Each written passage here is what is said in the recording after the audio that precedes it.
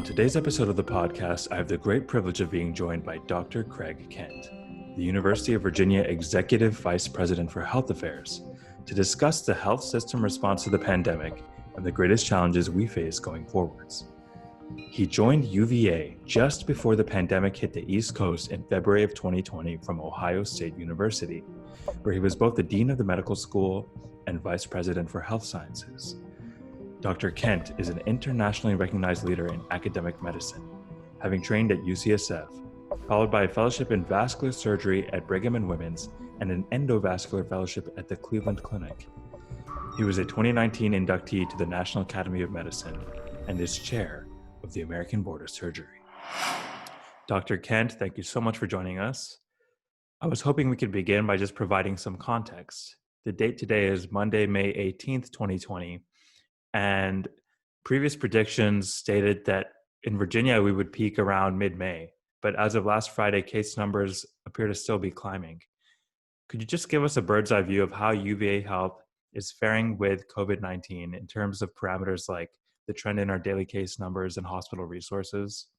Yes, well, first of all, thanks so much for asking me to participate. UVA Health is such an important part of our community, and for that matter, the state of Virginia. And it's really a privilege to be here and to be helping lead this organization. I will say that if when they were negotiating with me to be the next EVP at UVA, they had mentioned that 2 weeks into my arrival here, we would be in constant crisis for my first 2.5 months. Mm-hmm. Not sure if I would have answered yes or not, but those are all things that I know in retrospect. You know, to that end, it's actually been a great opportunity to lead at this time. I think when a new leader comes into an organization, there's a period of acclimation where the leader gets to know the organization, people in the organization get to know the leader. And that can take quite a long time, 6 months, a year, maybe even a couple of years. And so we've been on the accelerated version. I've gotten to know my leadership team very quickly, very rapidly, and many individuals throughout the organization. And a few observations. One is that UVA is really a tremendous institution. It's just a great organization. The health system is extremely strong, and I think our behavior over the last 2.5 months are evidence of how talented and nimble we are. And it's been an opportunity for me to get to know everyone in the health system and what its strengths are and its weaknesses are. And I think we've really locked arms and found a way to navigate through a difficult crisis in a way that I think has helped our community and really helped us here at UVA. And I would say, in addition, has helped the state of Virginia. So really proud to be here. So you asked about the epidemic, and there's probably 6 models out there now that people have created to tell us 2 things. One is when we'll peak with the epidemic and what the numbers will be of people that are hospitalized or on ventilators or who might be dying as a result of the epidemic. And the difficult part is that every one of the 6 models predicts something different, which means that we really don't know. And there's some very bright people behind these models. One of them's from our Biocomplexity Institute here at UVA, and some really great thought into that model, but it's different than the University of Washington model, and it's different from the Penn model, and on and on and on. And I think what this really means is that this virus that we're dealing with is unpredictable. We really don't yet understand it. Not that we're not learning an incredible amount each day, and from other parts of the world and other parts of our country, but it's very unpredictable. And we're still trying to figure it out and understand what it means to us here in the United States, in Virginia, and certainly here in Charlottesville. There have been a few things that I think we've learned, though. One is that it's different depending upon the geography. And so the Virginia numbers are still going up. But a lot of that is focused in Northern Virginia. And much of Northern Virginia is really just a suburb of Washington, D.C. which is a major metropolitan area. And we've seen New York, Detroit, New Orleans, I can go on, multiple major metropolitan areas that have been ravaged by this virus. And obviously it has to do with social distancing and the density of people and their ability to stay at home or inability to stay at home. And then there are other parts of the country that have been relatively negative or relatively impacted in a very small way. And Charlottesville would be one of those places. And so our case numbers are not high at all. We've been very effective here in Charlottesville with social distancing. And the result is very few hospitalizations here in Charlottesville. So the numbers in Northern Virginia are vastly different than they are in Charlottesville. We currently have 25 patients with COVID in a 700-bed hospital. So the numbers are not that high. And most of the patients that are in our hospital have been transferred from Northern Virginia because we're a referral hospital, so they've transferred patients to us. So trying to understand the disease and its impact in a larger way really has turned out not to be helpful. It has to be that we have to look at individual geographies, and they're all very different. Yeah. And so that's what it's looked like here in Charlottesville. In terms of preparation, we started, the very first part of March, maybe even in February, trying to prepare for the unknown. And in creating that preparation, we at the time assumed that here in Charlottesville, here at UVA Health, we'd have all 700 beds and maybe many more filled with coronavirus patients. And so an incredible amount of work, great teams, all of UVA Health came together and created a plan so if there were large numbers, we would be ready. And it was a great plan. And the good news is that most of it we didn't have to implement because we didn't have those large numbers of patients. But there were some things that were part of that plan that we implemented that I think were incredibly good for both our community and our state. And maybe I can mention a few of those. So one is that it turns out about the same time we were building and in August had planned to open a new bed tower, 84 new beds, which were just to expand our capacity because UVA Health's always full. We're a tertiary quaternary institution. People come from everywhere and we had to turn a lot of people away. So we decided to build new beds so that we could take care of that larger geography that UVA Health is responsible for. So knowing that COVID was coming and not knowing how many patients we would have, we actually accelerated the opening of the bed tower. And instead of it opening in August, we opened it on April 2nd. And the reason I remember the date so well, it was on April 1st that we exceeded our capacity in our pathogens unit to take care of COVID patients. And it had to start putting patients in a situation that wasn't quite appropriate for a patient on a ventilator that had COVID. And the next day we had all these new beds that were there. So the timing just couldn't have been better.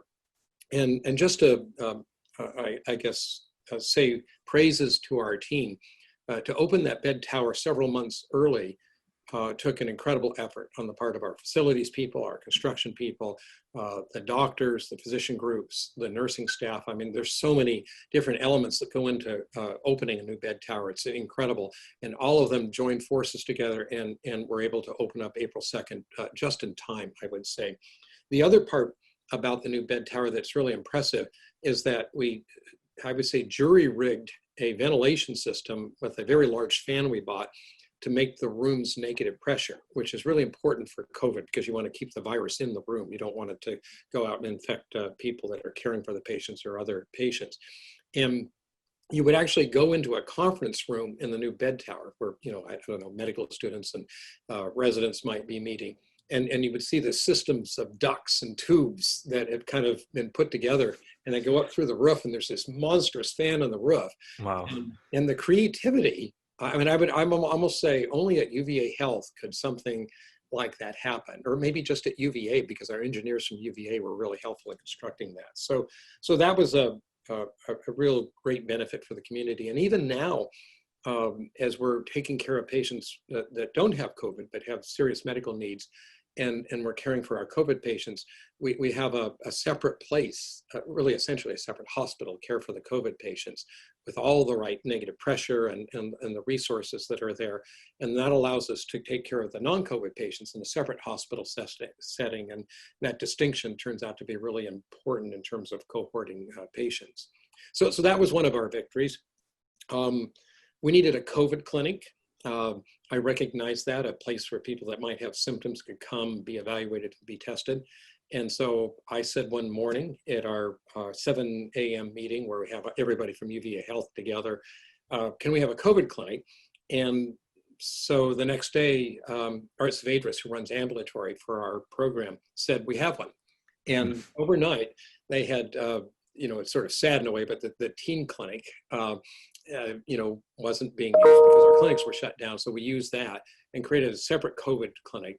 We needed volunteers to work in the clinic, right? Because these are frontline workers, staff and doctors that would be in front of patients that might have COVID.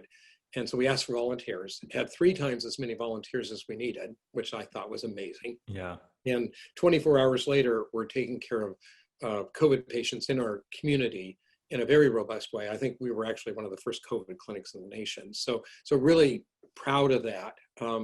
And we've done it so well that there hasn't been a person, a provider, a staff or a doctor in COVID clinic that's become infected, meaning that we just put the right systems in place so that we protected our people. Yeah, that's pretty incredible. So it is incredible. You'd think if there was any place that somebody would get infected, it would be that clinic. We have had one example of a person being infected in that clinic. A third area where I'm really proud is in the testing. And you may have seen some of the press, but we were the first center in the state of Virginia outside of the national companies that do this to create an in-house test. And that whole story is great. It was PCR machines from different parts of the university being donated and reagents and this sort of university-wide effort to figure out how to create a COVID test. And when we created it, we put together a protocol, then that was sent out and used across the country. So some really great laboratory people, infectious disease groups, really just a massive effort on everyone's part to make this happen. So that, of course, helped us locally in Charlottesville because we had a test and you couldn't get tests then. It took 8 days to get a test back from one of the major companies. So a great help to us here in Charlottesville, but recognized by the Virginia Department of Health in the state that we had the testing capacity. So at one point, and I think it's still true, we were testing for about 40 hospitals around the state because they didn't have access to testing. And now we've even gone beyond that. We've tested a number of nursing homes, poultry production plants, prisons around the state. We're doing sampling in a number of different geographic regions. So really stepping up to help the state out at a really key time. And so again, another example of how I'm really proud to be at UVA. So even though we haven't been as significantly impacted as the rest of the state, Northern Virginia and other areas, we've really done our work to make sure that the people of Charlottesville, our county and our region are safe. And we've done some really great work, I think, to help out the rest of the state. So proud of what we've accomplished. Going back to my assimilation into UVA Health, what a great time to show up when all of this is happening and to be able to be part of an organization that really stepped up and contributed in a major way. Yeah, that's a great outlook. And yeah, I do think it's very inspiring that so many people were able to mobilize so effectively and quickly. And there are a lot of great news stories that we'll include in the notes of the show where our viewers can read more about it if they're interested. In light of these great successes that we've had in preparing and adapting to the pandemic, I want to shift our focus more towards the future. And what, in your mind, are some of the greatest challenges that we still face as a health system? Yeah, so a great question, and it isn't all positive, as I think you're probably aware. So what happened in the country because of the geographic variation of COVID is that there are hospitals in New York that were using their operating rooms and their patient care recovery units to take care of patients because they didn't have enough beds. And those hospitals, although it's really sad in a way that so many people were afflicted with COVID, but the hospitals financially are doing relatively well, right? Because they have patients in their hospitals and they can bill for those patients and they have revenue. Mm-hmm. And then there's many other places around the country, UVA Health inclusive, where because of distancing and the governor's orders, we're in a place for a period of time where we couldn't take care of patients. We had to suspend normal operating room operations, and we had to suspend our clinics. And so a 700-bed hospital at one point had 300 and some beds filled. And so there's no revenue if you're not taking care of patients. And so financially, we were, and for that matter still are, struggling considerably. Mm-hmm. And we're not unique. This is true of really hundreds, if not thousands, of healthcare systems around the country. And what we, along with these other healthcare systems, have had to do is create what I'll call a financial mitigation plan. If we don't have the patients, we don't have the revenue, we've had to reduce salaries of some of our people. We've had to furlough some people to really find a way to survive and get through this and stay in a reasonably good place financially. And so I think that's been a struggle, but again, we're not unique. Hundreds, thousands of places around the country have had to do that. And I think we're navigating that reasonably well, although I will say, as proud as I am to be here at UVA, one of the most difficult decisions that I think I and my leadership team had to make, or at least one of the most difficult decisions of my career, is to make decisions around people's economics and their finances. Mm-hmm. I think our view was that if we could furlough some people and reduce salaries today and remain financially solvent, that maybe tomorrow we wouldn't have to lay people off. Right. And then tomorrow we could come out of this in a way that we're still a vibrant organization that has all the strength that UVA Health has had in the past, if not more. And so it was some early decisions that were really difficult, with the hope that over the long run we'd be financially solvent, sustainable, and a really great organization. So that's been a difficult part of all of this. So what does the future bring? As you probably know, the governor has changed the order, so we're now able to function in the operating room, and we're able to open our clinics up. And really great what's been accomplished over the last couple of weeks. Our operating rooms were really busy. There were thousands of patients that didn't have their surgery, that needed their surgery, that we delayed, and now we're getting those patients cared for. Our clinics are open in the 60 to 70% range. We had our lowest was 7% productivity of our clinics, and now it's 60 to 70%. And all those people that have been waiting to see their doctor, people with chronic illnesses, some that who have suffered because of the lack of access, are now able to see their physicians. And so I think that's great for our patients. One of the groups that I think was the really important sacrifice during COVID for the non-COVID patients that weren't able to get access to care. And I worried throughout the last several months about those people, and the ability now to be able to care for those individuals, I think, is really, really important. And we've scaled up quickly and are doing a really great job of that. That also helps us economically because now we can bring our staff, our nurses back to work to care for patients. We can bring our physicians back in the clinics and in the operating room to care for patients. So it's a very positive all the way around. People are being cared for, and our workforce is back at work. So a lot of good progress over the last couple of weeks. But what you really asked in this question is for me to predict the future. And if I was really good at that, I probably wouldn't be in this job. I might be doing something different. I'm not too good with the crystal ball. And I'm not particularly good with this virus because I don't know what the future brings. If it turns out that over the next 2 to 3 months, we see that we peaked in the number of COVID patients nationally, and then we start to come down, and even with the reduction of social distancing, which you're seeing throughout the country, that the number of cases and hospitalizations and deaths continues to decline, then I'm fairly optimistic, not only for our country, but for UVA Health and our ability to survive and do well with this crisis. Alternatively, if it turns out that the number peaks but stays at a very high level for several months, or maybe it diminishes and then with a decrease in social distancing, it rises again, then I can't predict the future. I don't know what that means for our country. I don't know what it means for the state of Virginia, and I certainly don't know what it means for UVA Health. I think a lot of people, I would say on a daily basis, ask me, well, will we need more financial mitigation? Will we always be able to take care of our non-COVID patients? And I hope the answer is no and yes. No, Mm-hmm. we won't need more financial mitigation, and that yes, we'll be able to take care of our non-COVID patients. But this virus is unpredictable.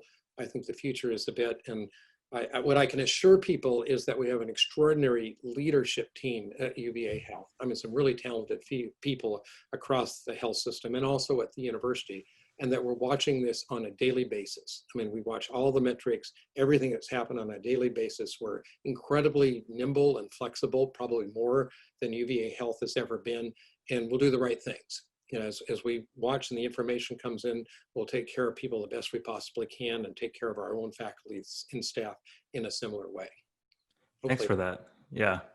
Now just shifting gears a bit, I wanted to ask, how have you been dealing with the pandemic in your personal life? And I guess I'm sure a lot of people would like to know what the typical day of the executive vice president looks like in a pandemic. If you could just go into that a little bit. Well, sure. Well, maybe a little bit about me and then my family. So I'm a surgeon and I grew up on a ranch. So I get up around 4:30 to 5 every morning, and I'd probably do the same thing if it wasn't a pandemic.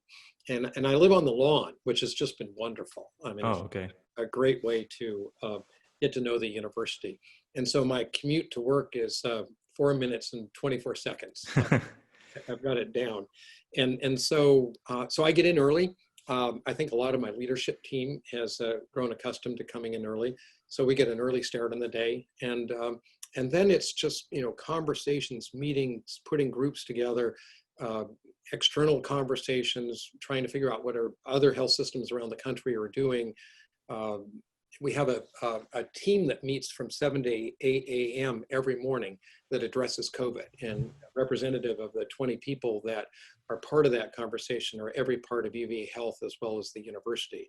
So just a lot of work, and each day has been a different set of challenges. You know, are we going to be ready for the thousands of patients? Well, we were ready, but they didn't come. We're losing money, so how can we best navigate that? But we want to make sure that we take care of the non-COVID patients in a robust way. So how do we get our clinics open, and how do we get our operating rooms open? So every day is full of a new set of challenges. And so maybe I finish up around 5 o'clock to get home and see my son and daughter for a little bit, and then on email on the phone around 6 or 7 o'clock, and that goes till about 8 or 9 or 10 every night, depending on the night. So it's been busy. Yeah. I like busy. Busy's fun. It means that you're doing something productive, and I think it's helpful for the organization. And then I have a daughter who is with us, who was in her senior year of college, but of course finished college in the pavilion, like all other college and medical students. And then I have a son who's a sophomore in high school. He just finished his sophomore year, and he's finishing high school or his sophomore year in the pavilion. Yeah. So it's a little crowded. And there are days I wish they were both in school still, and there are probably days that they wish I would go to work more. But we're actually having fun with this. It's a great time, I think, for a lot of families to come together that they ordinarily wouldn't have been together, and so it's delightful. My wife and a couple of other daughters are still in Ohio, and we're waiting for the pandemic to lessen before they move down here, and so we'll all get together at some point soon. But it has been good personal time for all of us. Yeah, really enjoying. It's just been a delightful time to be here. That's great. Quick follow-up to that. I was just wondering, as a leader in these unprecedented times, is there anything you've learned that's changed a previously held belief or behavior? Yeah, I would say reconfirmed. So I've been in leadership roles for health systems for quite a number of years, 20 some years. And I enjoy leadership. I enjoy the opportunity to participate in a major way in an organization, and hopefully at the end of the leadership in some way contribute. What I've learned over the years is wherever you are, whatever time you're in, there's always complexities. And so the part that's helped me survive all of that is to be able to dissociate myself from my leadership role. And so I never take anything personally. I'm always very positive. And maybe I wasn't that way 20 years ago when I first started leadership, but somehow along the way, I've learned that I can be a better leader if I lead the organization and keep my individual in a different place. Mm-hmm. So that's one of the things that's helped. The other is that I actually get a good night's sleep every night, and that really helps. Helps you prepare for the next day. And then part of that is this sense that the sun's always going to come up the next day. So no matter how bad the day is, how many challenges we've had, how many deaths we've had in the hospital, whether we're in financial crisis or not, I'm an incredible optimist, and I believe it's going to work out. And that's something that's helped me lead, I think, over the years, but particularly over the last 2 or 3 months, to have that optimism, I think has been really useful. And I actually really believe that. UVA Health is just an incredible organization. One of the best parts of this organization are the people that are here. There's some very, very talented people here, staff and faculty. And there's no question that we will prevail. And in the end, we will do extremely well. So it's just a matter of when and what we have to accomplish in the meantime. But I know the outcomes are going to be great. So optimism is something that I think is really helpful in these leadership roles. And I think your optimism has really come across in our conversation, and I'm sure our listeners will feel the same way. I just want to take this opportunity to thank you again for coming on. It's been a real pleasure to have you. And is there any final words you'd like to leave us with?